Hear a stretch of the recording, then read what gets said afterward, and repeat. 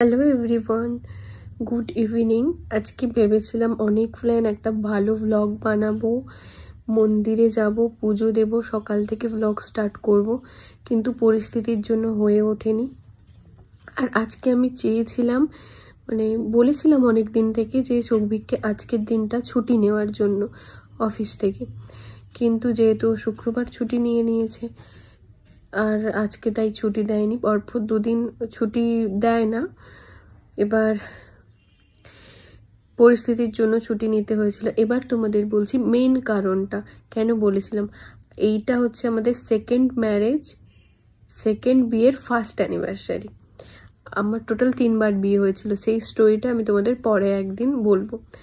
আর আজকের দিনের কথাটা খুব কম আমার ক্লোজ ফ্যামিলি মেম্বার এরাই জানে, বাদ বাকি আর কেউ জানে না। যেহেতু আমার বিয়ের ডেট ছিল 12 ফেব্রুয়ারি, যেই দিন আর কি সবাই ইনভাইট ছিল, সোশ্যাল ম্যারেজ ছিল যেই দিন আর কি। এবার অ্যানিভার্সারি কোনো প্ল্যান নেই, কিচ্ছু নেই। প্ল্যান ছিল কিন্তু হলদিয়া চলে যাওয়ার জন্য শুক্রবার, আর কোনো প্ল্যান সেরকম হয়নি। দুজনেই ভীষণ টায়ার্ড, না তো কাল দুজনে একসঙ্গে থাকা সত্ত্বেও না ও আমাকে উইশ করেছে না আমি ওকে উইশ করেছি, সকালেও করিনি। তারপর আমার মনে পড়লো দুপুর বেলার দিকে, তখন আমি ওকে উইশ করলাম, তারপর ওরও মনে পড়লো, ও আমায় উইশ করলো। তো এরম ভাবেই আমাদের অ্যানিভার্সারি দিনটা গেল, ভীষণই খারাপ। সৌভিক আমায় ফোন করে বলেছিল যে চলো আজকে রাতের ডিনারটা বাইরে থেকে করে আসি, কিন্তু আমার শরীর খুব খারাপ ছিল তাই আমি না করেছি।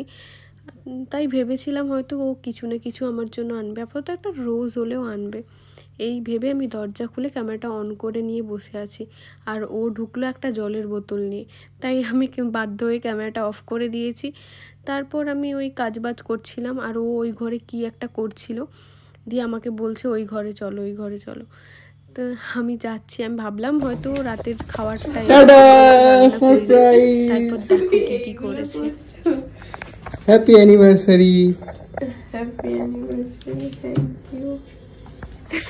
আমি তো ভাবলাম কি খাবার এনেছো, প্রথমে ভাবছিলাম।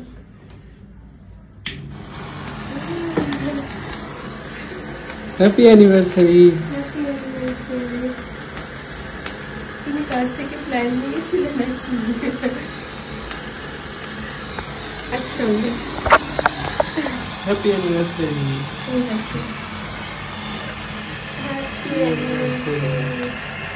ফার্স্ট বিয়ের অ্যানিভার্সারি। দাঁড়াও আমি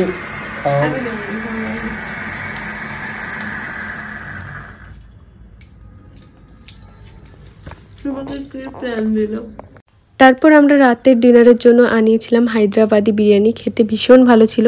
আজকের জন্য এতটুকুই, দেখা হবে আরো একটা নতুন ব্লগে।